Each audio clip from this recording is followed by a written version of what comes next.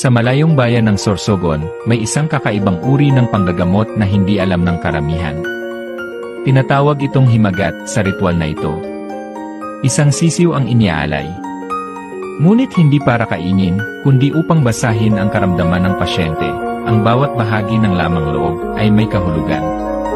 Kung may peklat sa atay ng sisiw, baka may problema ka rin sa atay. Kung may dugo sa baga, posibleng may sakit sa paghinga ang pasyente, hindi ito hula. Sa paniniwala ng mga matatanda, ang espiritu ng sakit ay lumilipat muna sa sisiw bago matuklasan ng maghihimagat ang lunas. Para sa ilan, ito ay kababalaghan. Para sa iba, ito ay kultura, paniniwala at pamana ng ating mga ninuno.